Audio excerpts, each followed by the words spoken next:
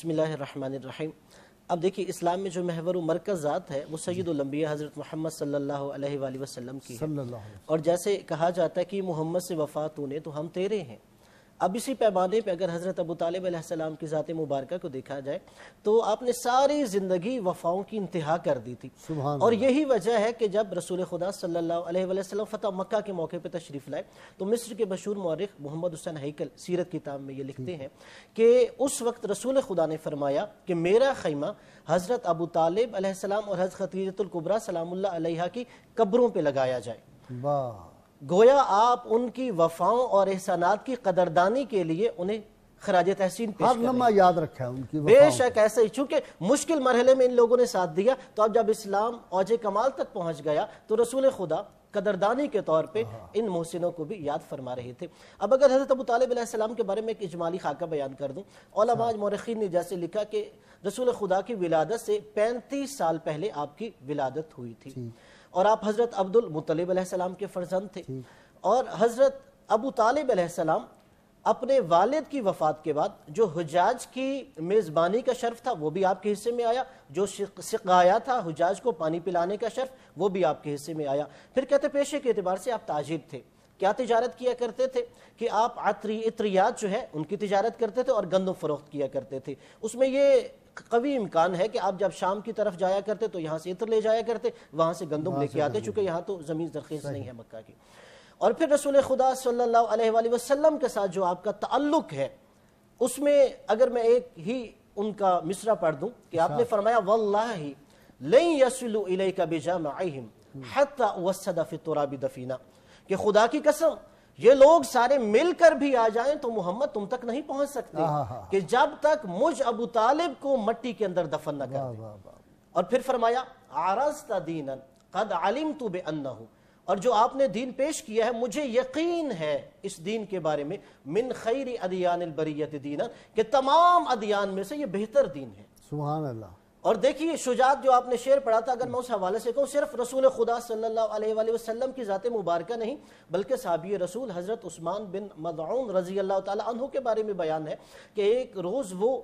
खाना काबा के पास गए और आपने देखा वहाँ पे कुरैश के सरदार हैं और कुफार मक्का हैं। आपने उन्हें उनके अकायद पर मुज़म्मत करते हुए इस्लाम की दावत दी और वहाँ बुतों के बारे में जो उनका नजरिया था वो बयान किया। जी वो बयान किया। कहते हैं कि वहाँ पे कुरैश के नौजवानों के गिरोह ने हजरत उस्मान बिन मज़ऊन रज़ियल्लाहु ताला अन्हु पे हमला कर दिया और उनकी आंख को जख्मी कर दिया। जब ये खबर हजरत अबू तालिब अलैहिस्सलाम के पास पहुंची तो आपने कसम उठाई कि जब तक मैं उस्मान का किसास नहीं लूंगा मैं चैन से नहीं बैठूंगा। हाय हाय, गैरत दीनी, ऐसा ही बेसिक जो हमीयत थी उनके अंदर। कहते हैं और हकीकत में फिर ऐसा ही हुआ कि आपने हजरत उस्मान बिन मज़ऊन रज़ियल्लाहु ताला अन्हु के किसास का इंतकाम लिया उस कुरैशी जवान से, यानी ये उनकी शुजाअत थी। और अगर हम शुजाअत के हवाले से शेब अबी तालिब के एक सियाक में भी देखिए जिसने वो लिखी थी तहरीर, उसके बाद वो मंसूर बिन अकरमा चंद ही अरसे बाद उसका हाथ शल हो गया था। तो अरफुल अश्याउ बिअवदादिहा, अश्या को कभी कभार उनके जिल से भी पहचाना जाता है, यानी जो रसूल को अजियत दे रहा था, जो रसूल खुदा के खिलाफ एक हिसार का मंसूबा बना रहा था, जब उसको खुदा ये सजा दे रहा था तो खुद ही सोचिए जो बूढ़ा 82 साल की उम्र में कमर में पटका बांध के सारी रात रसूल खुदा की हिफाजत कर रहा है, खुदा की बारगाह में उसका मकाम व मर्तबा क्या होगा।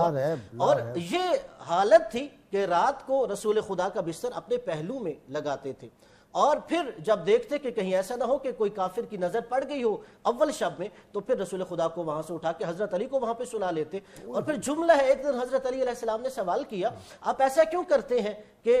हजरत मोहम्मद सल्लल्लाहु अलैहि वसल्लम को उठा लेते जगह बदलते और मुझे आप वहां पे सुला लेते हैं। तो आपने फरमाया इसलिए कि अली मैं ये चाहता हूं कि तुम मोहम्मद का फिदिया बनो, कि अगर कोई काफिर हमला करना आए तो मेरा मोहम्मद सल्लल्लाहु अलैहि वसल्लम वो बच जाए और आप कुर्बान हो जाएं। और देखिए फिर सैयदुल अंबिया का जो एहतराम है, जो कद्र मंजिलत और मारिफत थी, कहते हैं कि जब भी घर में दस्तरखान लगाया जाता बेटे बेटियां आ जाते थे, लेकिन कहते थे किसी ने उस वक्त तक खाने की इब्तिदा नहीं करती जब तक हजरत मोहम्मद सल्लल्लाहु अलैहि वसल्लम खुद तशरीफ नहीं ले आएंगे। और यही वजह है कि सारी दुनिया को यह इल्म है कि जिस शहर में अल्लाह का अपना घर मौजूद था बैतुल्लाह, اس گھر کو چھوڑ کر رسول خدا نے حضرت ابو طالب کے گھر کو توحید اور اسلام کا محور و مرکز بنایا تھا۔ پھر علماء نے کہا کیوں، کیا وجہ ہے کہ بیت اللہ موجود تھا مکہ میں، اسے چھوڑ کے حضرت ابو طالب علیہ السلام کے گھر کو؟ علماء نے لکھا کہ وجہ یہ تھی کہ لوگوں کے تراشے ہوئے بت اللہ کے گھر میں نظر آتے تھے اور حضرت ابو طالب علیہ السلام کے گھر میں کوئی بت نہیں تھا، اور اس وقت بتوں کے پجاریوں کو اس گھر کے اس توحید کا پیغام سننا بہت مشکل۔ پاکیزہ زندگی دیکھیں نا، اس زمانے میں شراب عام پی جاتی تھی، ایسا ہی ہے، کبھی شراب کو ہاتھ نہیں لگایا، بالکل کبھی کوئی غیر اخلاقی حرکت آپ سے کوئی سرزد نہیں ہوئی، کبھی کوئی، یعنی ان کے کردار کی پاکیزگی کی گواہی سارا عرب دے رہا، سارا عرب دے رہا ہے، اور ان کے انصاف کی گواہی بھی، ان سے فیصلے کرواتے تھے۔ ایسا ہی ہے جو آپ نے واقعہ بیان کیا تھا نا بارش کے اترنے کا، اس میں جو بندہ آیا تھا نا جہلمہ بن عرفہ، آگے جو مکالمہ کر رہا تھا، حضرت ابو طالب نے اسے یہی کہا تھا تم نے سارا مکہ چھوڑ کے میرے دروازے پر بارش کی دعا کروانے کیوں آئے ہو؟ وہاں پہ جملہ ہے، تاریخ عرب جو ہے اس کے مصنف نے لکھا کہ وہ جہلمہ کہتا ہے اس لیے کہ ہمارے بت ہم سے ناراض ہیں اور کعبے کا رب تجھ سے راضی ہے۔ یعنی وہ خود کافر بتا رہا ہے ہمارا تعلق بتوں سے ہے اور حضرت ابو طالب علیہ السلام کا تعلق کعبے کے رب سے۔ جی